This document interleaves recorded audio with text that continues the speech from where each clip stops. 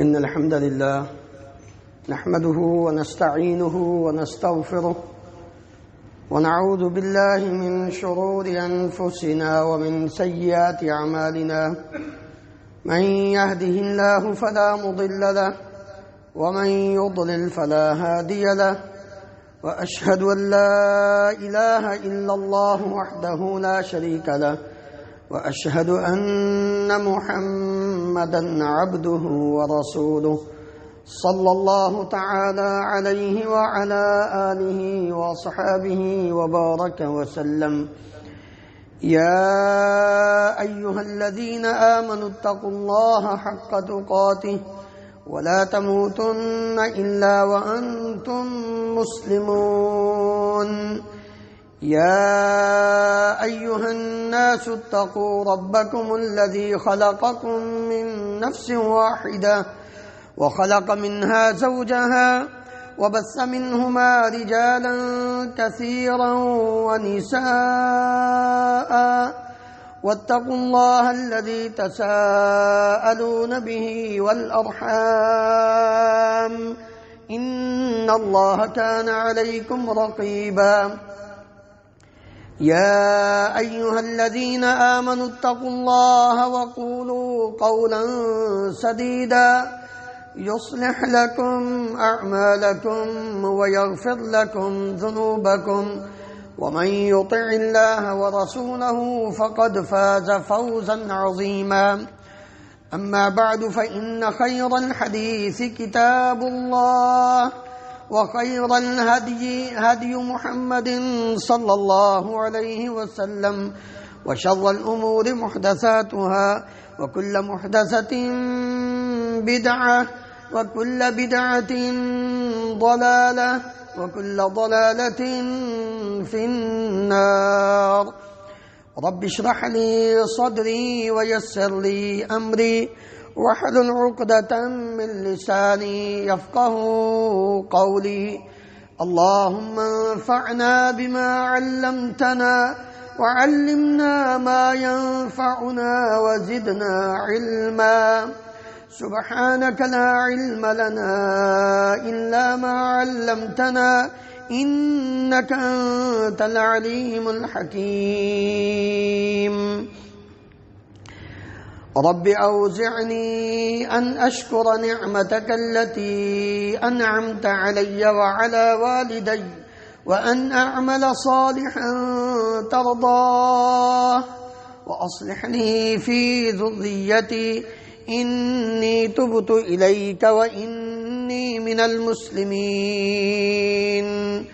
اللهم اجعلني صبورا شكورا، واجعلني في عيني صغيرا وفي أعين الناس كبيرا.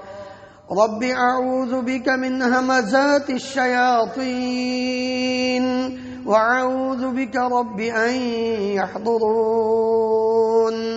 اللهم طهر قلوبنا من النفاق، وأعمالنا من الرياء، وألسنتنا من الكذب، وأعيننا من الخيانة، فإنك تعلم خائنة الأعين وما تخفي الصدور. أعوذ بالله السميع العليم من الشيطان الرجيم، من همزه ونفخه ونفثه. إنا نحن نزلنا الذكر وإنا له لحافظون. ہر قسم کی حمد و ثناء اللہ رب العالمین کی ذات گرامی کے لیے، انگنت لا تعداد بے شمار درود و سلام اس ہستی مقدس پر جن کا نام نامی اسم گرامی محمد رسول اللہ صلی اللہ علیہ وآلہ وسلم ہے۔ محترم حضرات، قرآن مجید فرقان حمید اللہ رب العالمین کی وہ عظیم نازل شدہ نازل کردہ کتاب ہے جس کتاب کو آج تک کوئی بھی شخص چیلنج نہیں کر سکا کہ اس کے اندر کسی قسم کی کوئی غلطی ہے؟ کیوں؟ اس لیے اللہ تعالیٰ نے اس سے پہلے بھی کئی کتابوں کو نازل فرمایا تھا، اور ان کتابوں، ان کتب کو جن انبیاء کرام علیہم الصلاۃ والسلام پر نازل فرمایا تھا، ان کے ذمے یہ ڈیوٹی لگائی تھی کہ تم نے اس کی حفاظت کرنی ہے۔ لیکن جب قرآن مجید کی باری آتی ہے تو اللہ تعالیٰ نے کسی بھی انسان کو نہیں یہ فرمایا کہ میں یہ کتاب نازل فرما رہا ہوں، لہذا تم نے پوری توجہ کے ساتھ، پورے دھیان کے ساتھ، چوک و چوبند ہو کر اس کی حفاظت کرنی، بلکہ مالک الملک نے یہ فرمایا ہم نے ہی اس کو نازل کیا ہے، اس کی تعلیمات کو، اس کے بیان کو، اس کو بھی، اس کے بیان کو بھی، اس کی وضاحت کو، اس کی تفسیر کو، جو پریکٹیکلی امام الانبیاء محمد رسول اللہ صلی اللہ علیہ وسلم آپ کے سامنے پیش فرمائیں گے، اس کو بھی ہم نے نازل کیا ہے۔ لہذا جب ہم نے نازل کیا ہے تو پھر حفاظت بھی ہم ہی فرمائیں گے۔ دنیا ادھر کی ادھر ہو جائے، ایڑی چوٹی کا زور لگا لے، اس کے اندر رد و بدل کرنے کی سوال ہی پیدا نہیں ہوتا کہ دنیا کسی طرح سے اس کو بدل سکے یا اس کو نیچا دکھا سکے۔ اس لیے یہ ایک ایسا معجزہ ہے جو پوری انسانیت، کیا پورے جنوں کو عاجز کر دینے والا ہے۔ اللہ تعالیٰ نے ہر پیغمبر کی حقانیت، ہر پیغمبر کی صداقت لوگوں کے سامنے منوانے کے لیے اس وقت کے، اس دور کے جو چیلنجز تھے ان پر اپنے پیغمبر کو حاوی کرنے کے لیے، برتری ثابت کرنے کے لیے، اس دور کی ضرورت کے پیش نظر ان کو معجزات عطا فرمائے۔ موسیٰ علیہ السلام کے دور میں جادوگری کا بڑا زور تھا، بڑا دورہ تھا۔ اللہ رب العالمین نے موسیٰ علیہ السلام کو اسی انداز کا معجزہ عصا، لاٹھی عطا فرمائی کہ موسیٰ اس کو پھینکو، یہ جتنی چھوٹی چھوٹی رسیاں انہوں نے لوگوں کے سامنے پھینک کر لوگوں کی آنکھوں پر جادو کر کے دکھا رہے ہیں کہ یہ سانپ ہے، آپ اپنی لاٹھی کو پھینکو، یہ ایک بڑا ثعبان بن کر ان سب کو نگل جائے گا اور ان کا جادو ختم ہو جائے گا۔ اور ایسے ہی ہوا۔ اللہ تعالیٰ نے فرمایا یہ لاٹھی ایک معجزہ ہے، آپ اس کو سمندر میں ماریں، سمندر میں راستہ بن جائے گا، پانی دو پارٹ ہو کر ادھر کا ادھر، ادھر کا ادھر کھڑا رہے گا، آپ اور آپ کے ماننے والے آرام سے گزر جاؤ۔ آپ اس کو پتھر پر ماریں، آپ کے ساتھ چلنے والے 12 قبیلے 12 چشمے جاری ہوں گے، ہر ایک قبیلہ اس سے اپنا پانی وصول کر لے گا۔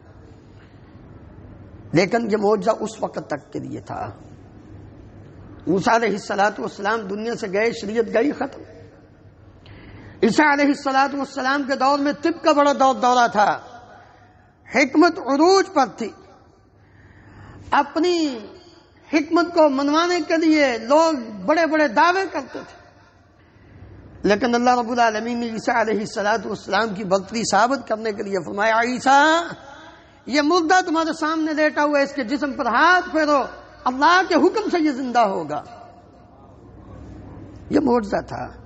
مادہ زاد اندھا، کوڑ کی بیماری والا، اس کے جسم پر ہاتھ پھیرو، اللہ کے حکم سے یہ صحیح ہو جائے گا، درست ہو جائے گا، اس کی بنائی ٹھیک ہو جائے گی۔ مٹی سے پرندہ بناتے ہیں، پھونک مارتے ہیں، اللہ کے حکم سے وہ اڑنا شروع ہو جاتا ہے۔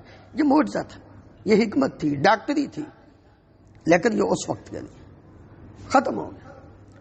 نبی کریم صلی اللہ علیہ وسلم کا دور آتا ہے،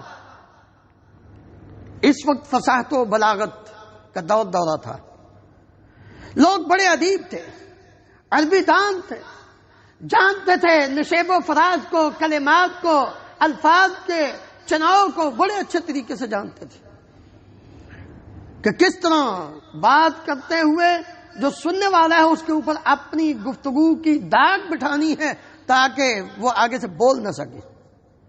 مسجع اور مرقع کلام وہ لوگوں کے سامنے پیش کرتے تھے، لیکن اللہ رب العالمین نے فرمایا اے پیارے پیغمبر علیہ الصلوۃ والسلام، ہم نے آپ کو اور بھی کئی معجزات عطا کیے ہیں، انگلی سے آپ چاند کو اشارہ کریں 2 ٹکڑے ہو جاتا ہے، پتھر کلمہ پڑھتے ہیں، درخت آپ کو سلام کرتے ہیں، کون کون سے معجزات، لیکن یہ معجزہ ہم وہ عطا فرمانے والے ہیں کہ جو معجزہ قیامت کی دیواروں تک باقی رہے گا۔ کیسے لوگوں کو اس بات نے، اس کلام نے عاجز کیا کہ پیارے نبی کریم صلی اللہ علیہ وآلہ وسلم کے بارے میں اس وقت کے لوگ یہ کہتے تھے یہ تو امی ہے، یہ پڑھا ہوا نہیں ہے، کسی سے اس نے تعلیم نہیں دی، اور خود رب العالمین نے فرمایا وما كنت تتلو من قبله من كتاب ولا تخطه بيمينك اذا لارتاب المبطلون۔ اے پیارے پیغمبر علیہ الصلوۃ والسلام، ذرا ان کے سامنے یہ بات تو رکھیے کہ میں نے تمہارے اندر اتنی زندگی گزاری ہے، 40 سال، کبھی مجھے کسی کے پاس جا کر لکھنا پڑھنا دیکھتے ہو؟ پھر میں کیسے ہو سکتا ہے کہ میں نے اپنی طرف سے یہ میں بنا سکتا ہوں؟ یہ اللہ کا کلام ہے، یہ اللہ رب العالمین۔ حالانکہ نبی کریم صلی اللہ علیہ وسلم کو سارے کہتے تھے الصادق الامین، آپ کا نام کوئی بھی نہیں لیتا تھا، آپ صلی اللہ علیہ وسلم کو صادق اور الامین کے لقب سے پکارا جاتا تھا، لیکن جب آپ صلی اللہ علیہ وآلہ وسلم پر قرآن مجید نازل ہوا، شریعت نازل ہوئی، دین نبوت اتری، تو لوگوں نے کہنا شروع کر دیا یہ تو اپنے پاس سے بناتا ہے، اس کے پاس کوئی آتا ہے جو اس کو سکھا کر جاتا ہے۔ اللہ اکبر۔ اللہ رب العالمین نے فرمایا کہ نہیں، آپ ان سے فرما دیجئے کہ یہ آپ کا کلام ہے ہی نہیں، اس لیے کہ ان کو یہ فرماؤ وما كنت تتلو من قبله من کتاب، آپ نے آج سے پہلے کبھی کوئی کتاب پڑھی نہیں، ولا تخطه بيمينك، اور نہ ہی آپ نے کبھی اپنے ہاتھ سے اس کو لکھا ہے۔ یہ باطل لوگ، یہ جاہل لوگ خام خواہ اس طرح کی باتیں کر رہے ہیں، یہ تو اللہ کا کلام ہے۔ اگر نہیں یقین آتا کہ یہ نبی کریم صلی اللہ علیہ وسلم نے اپنے پاس سے بنایا ہے تو پھر ان کو کہو آ جاؤ، ان کو چیلنج کرو، میں اس آیت کو نازل کرتا ہوں اور ان کے سامنے یہ پیش کرو، تمام انسان اور تمام جن یہ اکٹھے ہو جائیں۔ قل لئن اجتمعت الانس والجن على ان يأتوا بمثل هذا القرآن لا يأتون بمثله ولو كان بعضهم لبعض ظهيرا۔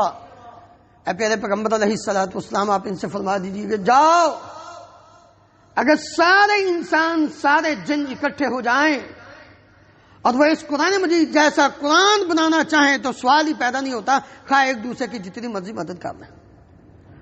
پھر فرمایا چلو ان کو کہو یہ قرآن تو نہیں بنا سکتے، اگر یہ کہتے ہیں ہم یقولون افترا، کہ پیارے نبی صلی اللہ علیہ وسلم نے خود یہ قرآن مجید بنایا ہے، تو ان کو کہہ دو قل فأتوا بعشر سور مثلہ۔ سورہ ہود کے اندر اللہ رب العالمین نے فرمایا ان کو کہو چلو پورا قرآن تو نہیں، 10 سورتیں ہی بنا لو، یہ بھی نہیں بنا سکے۔ اچھا، اب ان کو چیلنج کرو، اگر یہ کہتے ہیں کہ یہ نبی کریم صلی اللہ علیہ وسلم اپنے پاس سے بنا کر لائے ہیں، تو پھر ہمارا یہ چیلنج ہے، یہ ایسا معجزہ ہے جو ان سب کو عاجز کر دینے والا ہے، کیونکہ اس میں قدرت خدا کی ہے، اللہ رب العالمین کی قدرت ہے، نبی کریم صلی اللہ علیہ وسلم کچھ نہیں کر رہے، آپ تو اپنی زبان مبارک سے لوگوں کے سامنے پیش کرتے ہیں۔ پھر ان کو فرماؤ، اگر یہ کہتے ہیں کہ نہیں آپ نے بنایا ہے، تو ان کو کہو فأتوا بسورة من مثلہ وادعوا شہداءکم من دون اللہ ان کنتم صادقین۔ اگر تم سچے ہو تو اللہ کے علاوہ باقی جس کو دل چاہتا ہے بلا لو اور ایک سورت قرآن مجید کی پیش کرو. ایک سورت، چھوٹی سے چھوٹی ایک سورت. اللہ اکبر. اس وقت ایک بہت بڑا فصاحت و بلاغت کا امام تھا عبداللہ ابن مقفع. بڑا فصیح اور بلیغ زبان رکھتا تھا، بڑا ادیب تھا. اللہ اکبر. اس کو سب نے مل کر کہا یار ایک قرآن ہی ایسا بنا دو جیسا قرآن محمد صلی اللہ علیہ وسلم ہمارے سامنے پیش کرتے ہیں. اس نے کہا دو چیزیں مہیا تم کرو اور میں بناتا ہوں. نے کہا کون سی چیزیں چاہیے؟ کہتا ہے ایک تو یکسوئی چاہیے، مجھے کوئی ڈسٹرب نہ کرے، اور دوسرا یہ ہے کہ کسی ایسی باہر دور کسی جگہ پہ میرے لیے ایک کمرہ بنا دیجئے جس کے اندر میں اکیلا ہوں، اور مجھے 1 سال کا ٹائم دیجئے. ان کا ٹھیک ہے. باہر دور جگہ بنا دی، 1 سال کا وقت دے دیا. 6 ماہ گزرنے کے بعد بڑے لوگ سارے اکٹھے ہو کے جاتے ہیں، کہتے ہیں جا کے اس سے پوچھے تو صحیح اور اب تک کیا کیا ہے. باہر کھڑے ہوتے ہیں، انتظار کرتے ہیں، دیکھتے کیا ہیں. ایک جملہ لکھتا ہے عبداللہ، پھر دیکھتا ہے اس کو پھاڑ دیتا ہے، پھر لکھتا ہے پھر پھاڑ دیتا ہے. جب اندر داخل ہوئے تو کاغذوں کے ڈھیر لگے ہوئے. کہنے لگے ہاں بھائی کیا کیا تو نے اب تک؟ 6 ماہ گزر چکے ہیں، تو نے 1 سال کا ٹائم دیا تھا، چلو کچھ نہ کچھ تو بنا ہوگا نا.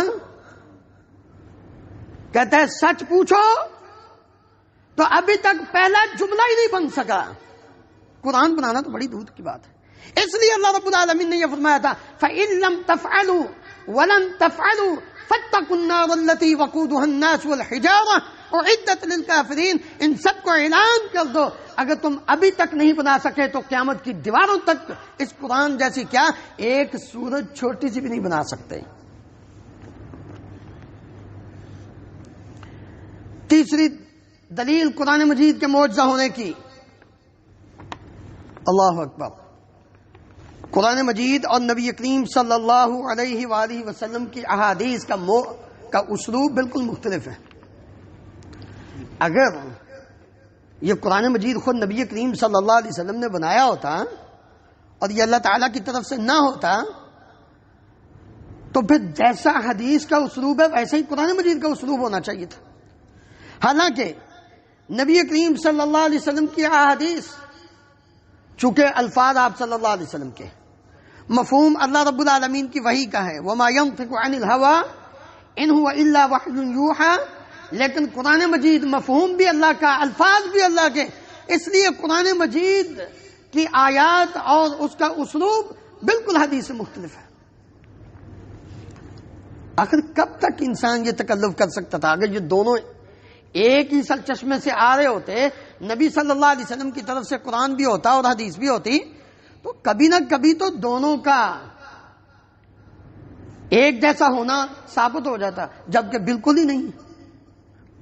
قرآن مجید کی آیات اور قرآن مجید اللہ تعالیٰ نے جو نازل فرمایا ہے اس انداز میں کہ نبی کریم صلی اللہ علیہ وسلم کی احادیث کے اندر لوگوں نے گڑبڑ کی، وہ تو اللہ جزائے خیر عطا فرمائے محدثین کو کہ جنہوں نے اسماء الرجال کا ایک عظیم فن ایجاد کر کے اس دین کی حفاظت اللہ رب العالمین نے فرمائی کہ آپ صلی اللہ علیہ وسلم کی کسی ایک حدیث کو بھی نہیں جھٹلایا جا سکتا جو آپ صلی اللہ علیہ وسلم سے بسند صحیح ثابت ہو. لوگوں نے بہت کچھ کیا لیکن محدثین نے ایک ایک راوی کے حالات معلوم کر کے آپ صلی اللہ علیہ وسلم کی صحیح حدیث کو اور جو لوگوں کی اپنی بنائی ہوئی تھی ان الگ الگ چھانٹ کر دیا. جبکہ قرآن مجید اس کی کسی ایک آیت کیا ایک لفظ کیا ایک نقطے کے اندر بھی کوئی فرق نہیں ڈال سکتا. کہتے ہیں حجاج بن یوسف نے جب اپنے دور میں قرآن مجید لکھوایا نا تو اس نے ہر ایک چیز کو مینٹین کیا. نقطے، یہ سارا کچھ زبر زیر ہر چیز اس نے واضح طور پر. موسیٰ علیہ السلام اور خضر، یہ تاریخی واقعہ ہے، صحیح بھی ہو سکتا ہے غلط بھی ہو سکتا ہے، لیکن اگر اس کو قرآن مجید کے معجزے کے ساتھ جوڑا جائے تو بالکل حقیقت معلوم ہوتی ہے کہ بالکل صحیح ہوگا. اللہ اکبر. اور آپ جانتے ہیں کہ حجاج بن یوسف بڑا ظالم آدمی تھا، اس کے بارے میں جو معروف ہے، کتنا خون اس نے بہایا مسلمانوں کا. اللہ اکبر.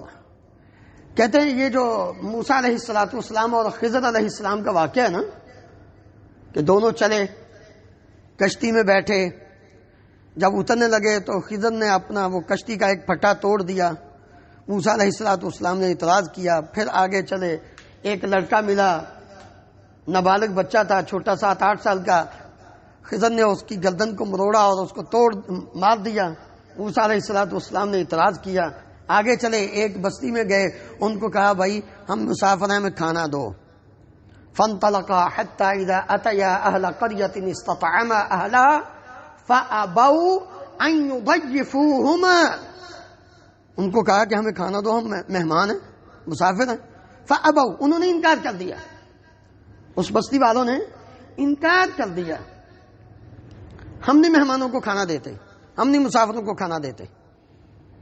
اچھا جی، اب ظاہر بات ہے کہ یہ بات اب قرآن مجید میں اللہ تعالیٰ نے نازل فرمائی ہے، اور یہ اس بستی کی بدنامی کا قیامت تک کے لیے ایک سبب ہے. جب بھی لوگ قرآن پڑھیں گے سمجھیں گے، وہ کہیں گے کیسی عجیب بیوقوف بستی تھی، اللہ کے پیغمبر اور ان کے ساتھ خضر.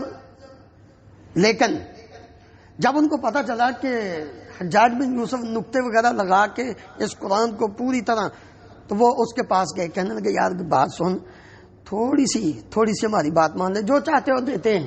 ان کا کیا؟ کہنے لگا فابوا، یہ با کا جو نیچے نقطہ ہے نا، اس کو اوپر لے آؤ اور اس کے ساتھ ایک اور نقطہ ڈال کے ابو کی بجائے اتو کر دو، اتو کر دو، کہ وہ بستی والے آئے کہ ان کی وہ خدمت کریں، ان کی مہمان نوازی کریں. انکار سے اقرار میں، عمل میں یہ بات بدل جائے گی، ایک نقطہ اوپر لانے سے اور اس کے ساتھ ایک نقطہ جانے. کہ میں سب کچھ کر سکتا ہوں لیکن یہ ظلم مجھ سے نہیں ہوتا، یہ نہیں ہو سکتا. آپ اندازہ کریں کہ قرآن مجید کے ایک نقطے کو نہیں بدلا جا سکتا، تو نبی کریم صلی اللہ علیہ وسلم کی حدیث کا اسلوب اور قرآن مجید کا اسلوب بالکل مختلف ہے، اس کے ساتھ کوئی جوڑ ہی نہیں سکتا، کسی مخلوق کی بات کو جوڑا جا ہی نہیں سکتا. کہتے ہیں بیت اللہ شریف کے اندر مختلف ادبا نے، مختلف عربی زبان کے جاننے والوں نے بیت اللہ کے ساتھ اپنے اپنے اشعار لکھے، بڑے مسجع اور بڑے ہی قافیہ ملا کر، ایک نے لکھا دوسرے نے لکھا. ایک صحابی گئے، جا کے انہوں نے دیکھا تو انہوں نے نیچے لکھ دیا انا اعطیناک الکوثر فصل لربک وانحر ان شانئک هو الابتر. یہ مقابلہ ہو رہا ہے بیت بازی کا، اشعار کا، کہ کس کا شعر سب سے اعلیٰ ہے. یہ مقابلہ ہو رہا ہے. جب یہ سورۃ کوثر کی جو تحریر ہے وہ بیت اللہ کے ساتھ لٹکی انہوں نے دیکھی، تو آ کر ایک نے لکھا اس کے نیچے، یہ 3 آیتوں کے آگے اس نے لکھ دیا ما ھذا قول البشر، یہ کسی انسان کا قول ہے ہی نہیں، اس کا مقابلہ کون کر سکتا ہے؟ یہ اللہ رب العالمین کا کلام ہے، اس لیے اس کو نہ بدلا جا سکتا ہے نہ ختم کیا جا سکتا ہے. یہ تو بیوقوف لوگ ہیں جو خام کا کیا کریں گے. ایک مصحف جلایا ہے سویڈن نے، ایک مصحف جلایا ہے.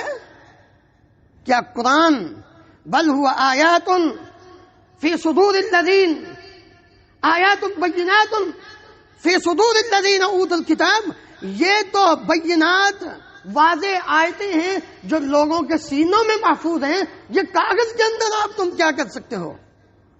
اور اس کے اندر ایک پوری بلڈنگ ہے، پورے 30 کمرے، اور 30 کمروں کے اندر ایک ایک کمرے میں ایک ایک پارا دیواروں کے اوپر لکھا جا چکا ہے. بدلو کس کو بدلو گے تم، ختم کرو کہاں تک ختم کرو گے؟ یہ اللہ کی کتاب ہے، یہ انسان کی کتاب نہیں، یہ اللہ کا کلام ہے. یہ ایسا معجزہ ہے جو دنیا میں کبھی ختم نہیں ہو سکتا، یہ قیامت تک باقی رہے گا. جب اللہ کا حکم ہوگا تو پھر اس کے الفاظ اٹھا لیے جائیں گے. چوتھی دلیل اس کی یہ ہے کہ یہ ہمیشہ سے معجزہ ہے کہ اس کی جتنی بھی پیشین گوئیاں یہ ساری کی ساری سچ ثابت ہو رہی. اگر یہ کسی انسان کی طرف سے ہوتی تو کوئی نہ کوئی غلط بھی ہو سکتی تھی. اللہ رب العالمین کیوں کہ وہ علیم بذات الصدور ہے، وہ پوری انسانیت کو جانتا ہے، وہ سمجھتا ہے لوگوں کے احوال کو. اللہ اکبر. آپ اندازہ کریں کہ جنگ بدر کے بارے میں اللہ تعالیٰ نے فرمایا سیہزم الجمع ویولون الدبر. جنگ بدر سے پہلے بالکل بعین ہی 100% وہ جنگ ہوئی اور مشرکین مکہ دم دبا کر باغ نکلے اور شکست کھائی انہوں نے، اور اسلام کی حقانیت ثابت ہوئی. اسی طرح اگر ہم سائنس کی طرف آ جائیں، سائنس نے قرآن مجید کی جتنی بھی پیشین گوئیاں تھیں وہ ساری کی ساری آج سچ ثابت کی ہیں کہ اللہ تعالیٰ نے آج سے 1400 سال پہلے جو چیز نازل فرمائی تھی وہ بالکل برحق اور سچ تھی. والخیل والبغال والحمیر لترکبوها وزینہ ویخلق ما لا تعلمون. یہ اس وقت اللہ تعالیٰ نے فرمایا تھا یہ گھوڑے خچر اور گدھے یہ تمہارے لیے زینت ہیں، تم ان کے اوپر سواری کرتے اپنا سفر آسان بناتے ہو، لیکن یاد رکھو یہی بس نہیں، وَيَخْلُقُ مَا لَا تَعْلَمُونَ، قیامت تک ایسی ایسی چیزیں میں پیدا کروں گا کہ تم حیران ہو جاؤ، تمہیں پتہ ہی نہیں کہاں سے سائیکل نکلا، موٹر سائیکل کا گاڑی اور ہوائی جہاز، اور اب کیا کچھ نہیں. آپ دوزیں کون کون سی، اب تو گاڑیاں اڑنے لگ گئی اور پتہ نہیں اس کے بعد کیا کیا کچھ ہونا ہے. یہ قرآن کا اعجاز ہے، یہ قرآن کا معجزہ ہے کہ اس کی ہر بات سچ ہوتی ہے. اور سائنس یہ کہتی ہے کہ ہر چیز کو پانی سے پیدا، جو جاندار چیز ہے اس کو پانی سے پیدا کیا گیا ہے. تو یہ تو سائنس آج کہہ رہی ہے، قرآن مجید نے آج سے 1400 سال پہلے فرما دیا تھا وَجَعَلْنَا مِنَ الْمَاءِ كُلَّ شَيْءٍ حَيٍّ. ہر چیز جو ہے وہ ہم نے پانی سے پیدا کی ہے. یہ کہاں سے آتی ہیں چیزیں؟ یہ اسرار، یہ پوشیدہ باتیں کہاں سے آ گئیں؟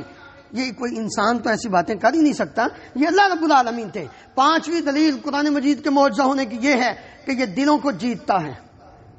جس دل پر اس کی تلاوت ہوتی ہے وہ دل زرخیز زمین کی طرح ہو تو فوراً اس کا اثر قبول کرتا ہے. نہیں یقین آتا تو ذرا امیر المومنین عمر بن خطاب رضی اللہ عنہ جو بہادر تھے، جری تھے، اور جو اس سوچ اور فکر سے اپنے گھر سے نکلتے ہیں کہ نبی کریم صلی اللہ علیہ وسلم کا کلا کما کرنا ہے، نعوذ باللہ آپ کو اب دنیا سے ختم کرنا ہے، لیکن اپنی بہن کے گھر میں قرآن مجید کی آواز سنتے ہیں تو اپنا دل دے بیٹھتے ہیں،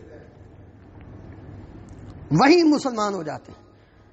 نجاشی بادشاہ جعفر طیار رضی اللہ عنہ جب اس کے دربار میں جاتے ہیں ان سے پوچھتا ہے عیسیٰ علیہ السلام کے بارے میں تمہارا کیا خیال ہے، مریم صدیقہ رضی اللہ عنہا کے بارے میں تمہارا کیا خیال ہے. سورہ مریم کی تلاوت وَاذْكُرْ فِي الْكِتَابِ مَرْيَمْ إِذِ انتبذت مِنْ أَهْلِهَا مَكَانًا شَرْقِيًّا. عیسیٰ علیہ السلام کے بارے میں جب مکے والوں نے کہا کہ یہ تو ان کو بالکل معمولی سمجھتے ہیں، ان کی کوئی قدر و قیمت نہیں ان کے نزدیک، تو اس نے پوچھا ہاں تمہارے نزدیک عیسیٰ کی کیا بات ہے؟ تو فرمانے لگے جعفر رضی اللہ عنہ آیت تلاوت کی قال انی عبد اللہ آتانی الکتاب وجعلنی نبیا وجعلنی مبارکا اینما کنت واوصانی بالصلاة والزکاة ما دمت حیا وبرا بوالدتی ولم یجعلنی جبارا شقیا والسلام علی یوم ولدت ویوم اموت ویوم ابعث حیا ذلك عیسی ابن مریم قول الحق الذی فیہ یمترون ما كان لله أن يتخذ من ولد سبحانه إذا قضى أمرا فإنما يقول له كن فيكون وإن الله ربي وربكم فاعبدوه هذا صراط مستقيم. اللہ اکبر. جب یہ آیتیں سنی اس نے زار و قطار آنسو جاری ہیں اور تنکا پکڑ کر کہنے لگا اللہ کی قسم جس جعفر نے عیسیٰ علیہ السلام کا مقام و مرتبہ بیان کیا ہے اس تنکے کے برابر نہ زیادہ ہے نہ کم ہے. بالکل صحیح. طفیل دوسی رضی اللہ عنہ، طفیل بن عمر دوسی رضی اللہ عنہ یمن کے باشندے ہیں، اپنی قوم کے سردار، مکے میں آتے ہیں بیت اللہ کا طواف کرنے کے لیے. اس وقت کے خبیث میڈیا نے،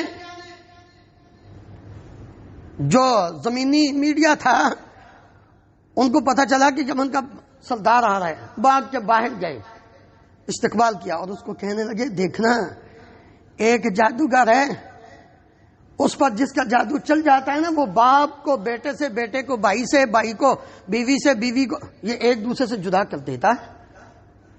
کانوں میں روئی ٹھونسنی کہ میں نہ اس کی بات سنوں گا، نہ ہی میں اس کے جال میں، اس کے جادو میں آؤں گا۔ کہنے لگے میں ایک اپنے قوم کا سردار ہوں، لیڈر ہوں، میں سمجھدار آدمی ہوں، بھائی سننے میں کیا حرج ہے؟ سنو، صحیح ہوگی تو مان لیں گے، نہ ہوگی تو چھوڑ دیں گے، کون سا میرے اوپر کسی کا جبر۔ نبی کریم صلی اللہ علیہ وسلم بیت اللہ شریف میں قرآن مجید کی تلاوت فرما رہے ہیں، طفیل پاس سے گزرتے، روئی تھوڑی سی ڈھیلی کی، کان میں آواز پڑی، عرض کرنے لگے یا رسول اللہ مجھے بھی پڑھ کے سنائیے۔ اللہ اکبر۔ آپ نے قرآن مجید کی تلاوت سنائی، میں دوسری بات سنائیے، پھر آپ نے سنائی، کہا اپنا ہاتھ آگے کیجیے، اشہد ان لا الہ الا اللہ واشہد ان محمدن عبدہ ورسولہ، کلمہ پڑھ کر مسلمان ہو جاتے ہیں۔ قرآن کے اندر یہ تاثیر ہے، یہ پوری انسانیت کے لیے اور قیامت تک کے لیے، ہمیشہ کے لیے۔ آج بھی اگر کوئی انسان یہ چاہتا ہے ہدایت حاصل کرنا، اپنے دل کو موم کرنا، اپنے دل کی بنجر زمین کو سرسبز و شاداب کرنا، تو وہ قرآن مجید توجہ سے پڑھ کر دیکھے کیسے نہیں قرآن اثر کرتا۔ قرآن تو ان پر بھی اثر کرتا ہے جو اس کے مطلب اور مفہوم کو بھی نہیں جانتے۔ سمجھنے والوں کے لیے تو ہے ہی ہے، لیکن جو اس کے الفاظ کے معانی کو نہیں جانتے، قرآن مجید ان پر بھی اثر کرتا ہے، ان کے دل بھی باغ باغ ہو جاتے ہیں، دل چاہتا ہے اس کو سنتے جائیں تو پڑھنے والا ہو۔ اللہ اکبر۔ اسی طرح چھٹی دلیل قرآن مجید کی کہ قرآن کریم کی جتنی بھی تعلیمات ہیں یہ زندگی کے ہر شعبے کو شامل ہے۔ یہ صرف عقیدے کے لیے نہیں، عبادات کے لیے نہیں، اخلاقیات کے لیے بھی، معاملات کے لیے بھی، سماجی زندگی کے لیے بھی، اکنامک، آپ کی معیشت کے لیے بھی اس میں اصول ہیں، آپ کی کورٹ کے جو عدلیہ ہیں اس کے لیے بھی اس کے اندر قانون موجود ہیں، اور اس کے اندر سیاست بھی موجود ہے۔ کوئی حاصل تو کرے جو قرآن مجید سے اس تمام چیزوں کو حاصل کرنا چاہتا ہے۔ قرآن مجید نے اس کے جتنے بھی ٹاپکس ہیں ان کو انوکھے انداز میں بیان کیا ہے، کوئی انسان نہیں بیان کر سکتا جو اللہ رب العالمین نے بیان فرمائے۔ اسی لیے جس نے بھی، جس دور میں بھی اس کی تعلیمات سے جس شعبے میں بھی مدد لی ہے وہ کبھی ناکام نہیں ہوا۔ کوئی بھی شعبہ لے لیں، آپ زندگی کے جس شعبے میں قرآن مجید سے مدد لے کر اپنا کام کرتے ہیں، کبھی بھی دنیا والے آپ کو نیچا نہیں دکھا سکتے، نیچا نہیں کر سکتے، کیونکہ یہ قرآن کا اعجاز ہے اور یہ ہر دور کے لیے ہے، نہ کہ صرف ایک دن کے لیے نہیں۔ اسی طرح قرآن مجید کی آیات میں یکسانیت ہے۔ ساتویں دلیل قرآن مجید کے معجزہ ہونے کی، ہمیشہ کے لیے معجزہ ہونے کی یہ دلیل کہ قرآن مجید کی جتنی بھی آیات ہیں یہ ان کے اندر یکسانیت ہے۔ اچھا عجیب بات ہے کہ قرآن مجید کی ایک سورت ایک ہی مرتبہ نازل نہیں ہوئی، قرآن مجید کی سورتوں کی آیات مختلف اوقات میں نازل ہوئی ہیں، کوئی پہلے نازل ہوئی ہے، کوئی بعد میں نازل ہوئی ہے۔ اللہ رب العالمین کے حکم سے نبی صلی اللہ علیہ وسلم نے جس صحابی کو یہ فرمایا کہ جس نے لکھا زید رضی اللہ عنہ، امیر معاویہ رضی اللہ عنہ، دیگر جو صحابہ کاتبین وہی تھے، ان کو کہا کہ اس آیت کو اس آیت سے پہلے لکھو، اس آیت کو اس آیت کے بعد لکھو اور اس صورت میں لکھو، نبی صلی اللہ علیہ وسلم نے۔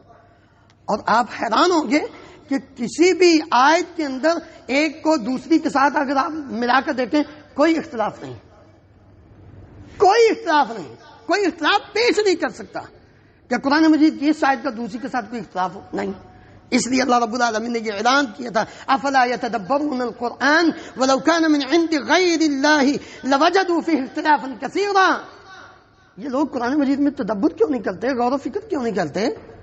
حالانکہ یہ قرآن مجید اگر اللہ کو چھوڑ کر کسی انسان کا ہوتا تو اس کے اندر کئی قسم کی اختلافات ہوتے، جبکہ اس کی کسی ایک آیت کا ایک لفظ کے اندر بھی اختلاف نہیں پایا جاتا۔ اس لیے میرے عزیز بھائیوں، ہمیں اس اپنی کتاب قرآن مجید کو سمجھنے کی کوشش کرنی چاہیے، اور اس کے حقیقی معجزہ کبھی بھی اغیار سے مرعوب ہونے کی ضرورت نہیں۔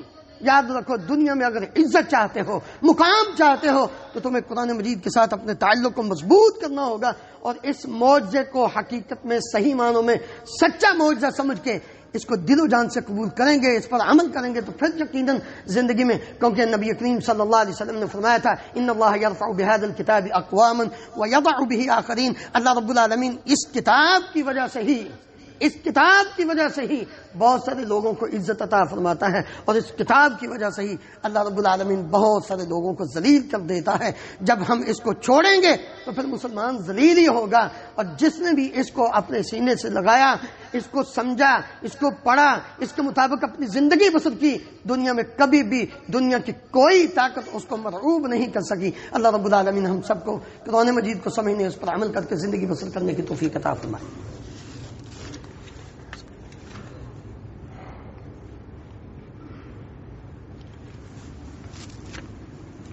إن الحمد لله نحمده ونستعينه ونستغفره ونعوذ بالله من شرور أنفسنا ومن سيئات أعمالنا، من يهده الله فلا مضل له ومن يضلل فلا هادي له، وأشهد أن لا إله إلا الله وحده لا شريك له، وأشهد أن محمدا عبده ورسوله صلى الله تعالى عليه وعلى آله وأصحابه وبارك وسلم۔ محترم حضرات، قرآن مجید کی تعلیمات اور اس کے احکامات صرف اس دور کے لیے نہیں تھے۔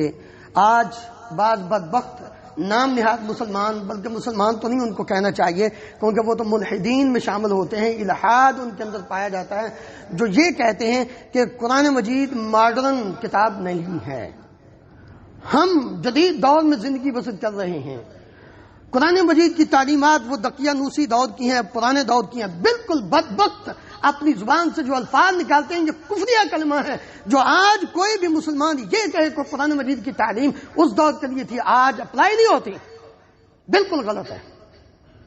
اس لیے کہ قرآن مجید کے تعلیمات کی ماڈرن ہیں، اپ ٹو ڈیٹ ہیں، ہر دور کے لیے یکساں مناسب ہیں، انسان کے بنائے قوانین، اور اس کی کوئی ایکسپائری ڈیٹ نہیں ہے کہ ہم یہ کہہ دیں کہ جی اب یہ ایکسپائر ہو گیا قانون، نہیں، لوگوں کے بنائے قانون ایکسپائر ہو جاتے ہیں، ان کو اپڈیٹ کرنے کی ضرورت ہوتی ہے، لیکن قرآن مجید رب العالمین نے نازل فرمایا ہے، یہ ایسا معجزہ ہے جو پہلے دن اقرا بسم ربک الذی خلق سے شروع ہوا تھا، واتقوا یوما ترجعون فیہ الی اللہ پر ختم ہوا تھا۔ 23 سال کے طویل عرصے میں اللہ رب العالمین نے اس کو جو نازل کیا ہے، اس کی ایک آیت کا ایک نقطہ بھی آج تک ایکسپائر نہیں ہوا۔ اس لیے جو لوگوں کے بنائے ہوتے ہیں قانون، ان کا لائف سٹائل چینج ہو جاتا ہے، کیونکہ ان کے بنائے، ان کی اپنی لائف چینج ہوتی ہے، ان کا سٹائل چینج ہوتا ہے، تو ان کے قانون بھی چینج ہوتے ہیں، لیکن قرآن مجید فطرت کے عین مطابق ہے۔ قرآن مجید کی تعلیمات فطرت کے عین مطابق، فطرت اللہ التی فطر الناس علیہا ذالک الدین القیم، یہ اللہ کا قانون ہے۔ اس لیے اس کی تعلیمات مناسب ہیں، اور کسی دور میں بھی ذرا غور کرو کہ انسان کی تخلیق کا مقصد کیا اس دور کے لیے عبادت تھا؟ وما خلقت الجن والانس الا لیعبدون، کیا صحابہ کے لیے تھا؟ آج کے لوگوں کے لیے عبادت نہیں؟ کیا اچھائی کی تعلیم دینا، ان کو ترغیب دینا، کیا ان لوگوں کے لیے؟ آج لوگوں کو ضرورت نہیں؟ کیا برائی سے لوگوں کو روکنا، کیا اس دور کے لیے تھا، آج کے لیے نہیں؟ کون کون سی بات ہے جو قرآن مجید نے بیان کی اور وہ اس دور کے لیے ہو، آج کے لیے نہ ہو؟ یہ تو خواہ ہم نے اپنے آپ کو ایک دھوکہ دیا ہوا ہے۔ اس لیے میرے عزیز بھائیوں، اس کی تعلیمات ہر دور کے لیے مناسب تھی، اس وقت بھی تھیں، آج بھی ہیں، اور قیامت تک کے لیے جو لوگ اس سے رہنمائی لیں گے ان کے لیے بالکل ایسے ہی معلوم ہوگا کہ یہ آج نازل ہوا ہے۔ آپ ذرا غور کریں، ہمارے ایک عزیز، ان کے اوپر کچھ اٹیک ہوئے، جب اللہ تعالیٰ نے ان کو صحت دی، بالکل تندرست ہوئے، 1.5 سال کے طویل عرصے کے بعد مجھے پتہ چلا کہ آج انہوں نے خطبہ جمعہ دیا ہے، الحمدللہ، اللہ کا شکر ادا کہ اللہ نے صحت دی۔ تو میں نے اس وقت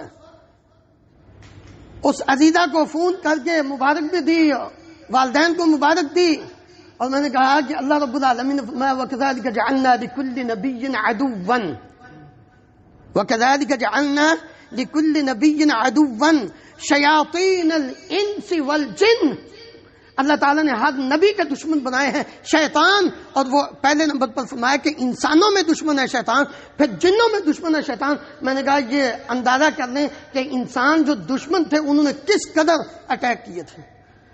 تو وہ کہنے لگے ایسے لگتا ہے جیسے کہ آیت تو ہمارے لیے نازل ہوئی ہے۔ ایسے لگتا ہے کہ آیت ہمارے لیے نازل ہوئی. یعنی انسان جب غور کرتا ہے زندگی میں تو اس کو یہ بات سمجھ آتی ہے کہ قرآن مجید ہر دور کے لیے اس کی تعلیمات بالکل مناسب ہیں، سمجھنے والوں کے لیے ہے. اللہ رب العالمین ہمیں صحیح معنوں میں قرآن مجید کے ساتھ اپنی محبت کا اظہار اور عمل کرنے کی توفیق عطا فرمائے. عالم اسلام کی عظیم شخصیت 2 دن پہلے اور عظیم محدث کویت میں کئی مرتبہ سماع حدیث کی مجلس میں تشریف لا چکے شیخ الحدیث حضرت مولانا محمد العاظمی مدنی رحمہ اللہ 2 دن پہلے اس دنیا سے رخصت ہوئے. بڑے عظیم انسان تھے، محدث تھے. ان کی مغفرت کے لیے بھی ایک اور ہمارے دوست ان کے بڑے بھائی فوت ہوئے ہیں، مغفرت کی دعا کیجیے، اللہ تعالیٰ تمام کو معاف فرمائے. ان اللہ و ملائکتہ یصلون علی النبی یا ایھا الذین آمنوا صلوا علیہ وسلموا تسلیما. اللهم صل علی محمد وعلى ال محمد كما تحب وترضى. اللهم اغفر لنا وللمؤمنین والمؤمنات والمسلمین والمسلمات الاحیاء منهم والاموات. اللهم اغفر لهم واجعل قبورهم روضة من رياض الجنة. اللهم اشف مرضانا ومرضى المسلمين. اذهب الباس رب الناس واشف انت الشافي لا شفاء الا شفاؤك شفاء لا يغادر سقما. اللهم انصر الاسلام والمسلمين. اللهم اعز الاسلام والمسلمين واذل الشرك والمشركين. اللهم اهلك النفاق والمنافقين. اللهم ارنا الحق حقا وارزقنا اتباعه وارنا الباطل باطلا وارزقنا اجتنابه. اللهم امنا في اوطاننا واجعل هذا البلد امنا مطمئنا رخاء سخاء وسائر بلاد المسلمين. سبحان ربك رب العزة عما يصفون وسلام على المرسلين والحمد لله رب العالمين. واقم الصلاة.